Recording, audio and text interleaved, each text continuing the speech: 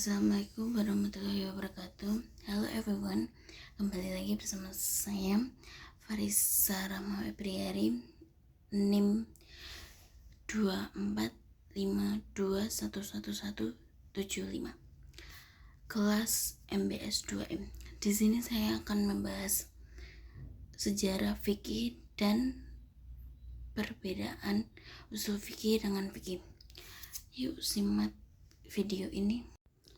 Oke, yang pertama di sini saya akan membahas tentang sejarah fikih. Fikih atau hukum Islam, Islamic Law merupakan salah satu unsur utama ajaran Islam. Beda dari dua unsur utama ajaran Islam yang lain, yakni akidah dan akhlak. Fikih menempati posisi paling sentral karena ia menandai keislaman seseorang secara formal. Berbicara fikih berarti tidak lepas dari pembahasan hukum Islam. Menurut Abdul Wahab Khalaf, salah seorang ulama pakar usul fikih dari Mesir, dalam sejarahnya fikih terbagi menjadi 3 periode. Periode pertama adalah periode pada masa Nabi Muhammad SAW masih hidup. Pada dasarnya hukum atas suatu perbuatan sudah terbentuk sejak zaman Rasulullah. Sejak pertama kali Islam itu hadir, karena Islam sendiri sejak awal sudah bermuatan akidah, akhlak, dan hukum atas perbuatan manusia. Pada periode ini, Rasulullah yang menjadi satu-satunya rujukan fatwa umat Islam. Hukum-hukum fikih saat itu terdiri dari hukum Allah dan Rasul-Nya dengan acuan Al-Quran dan As-Sunnah.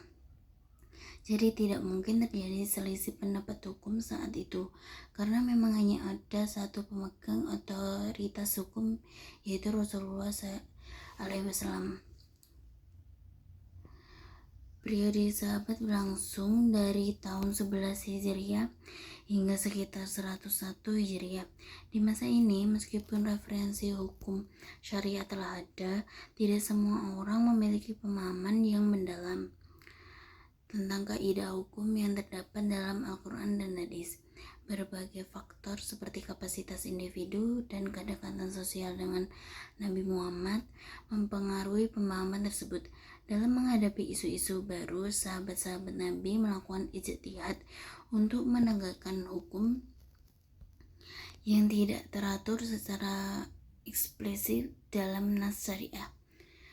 Produk hukum di periode ini terdiri dari hukum Allah dan Rasul-Nya, fatwa sahabat, serta keputusan yang bersumber dari Al-Quran dan As-Sunnah. Periode kesempurnaan ditandai dengan intensifikasi penulisan dan pembukuan hukum.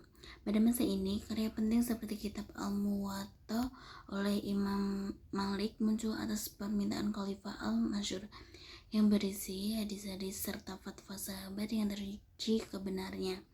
Selain itu, Imam Abu Hanifah dan pengikutnya menyusun kitab-kitab fikih yang menjadi rujukan utama di Irak. Sementara Imam Syafi'i mengarang kitab Al-Um di Mesir.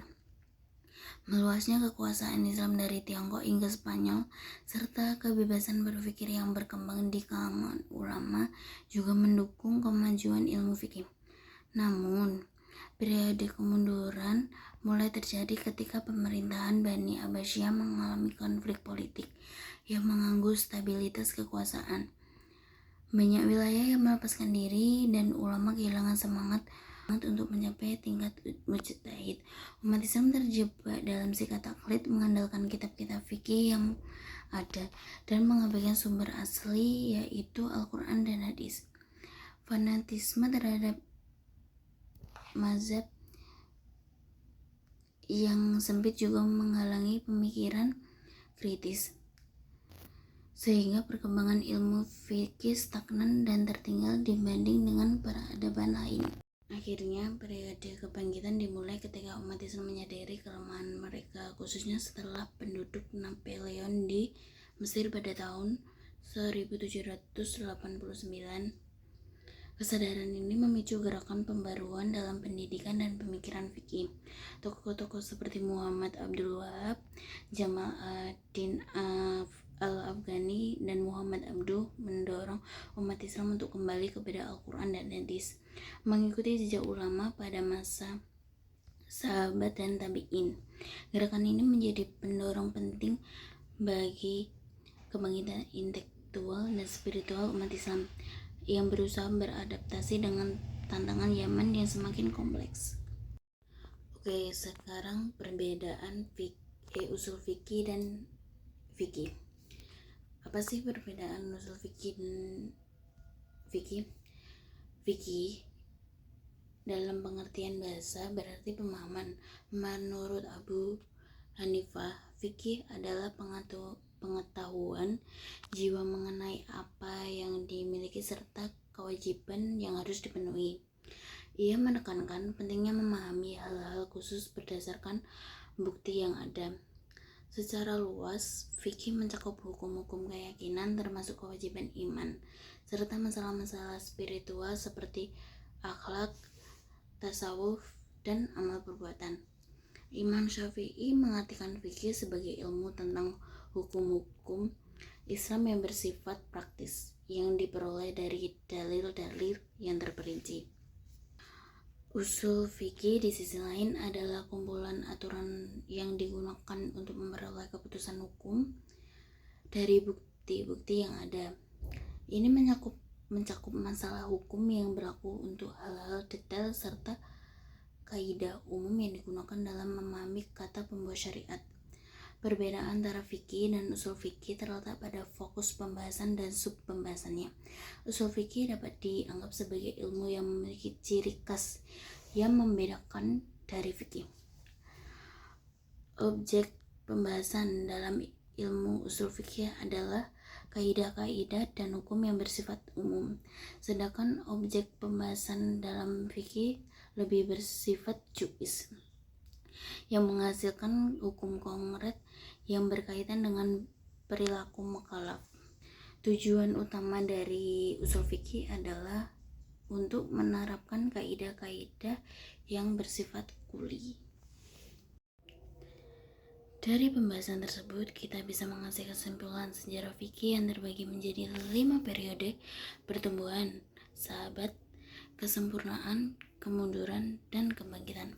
Setiap periode mencerminkan perubahan dan perkembangan hukum Islam.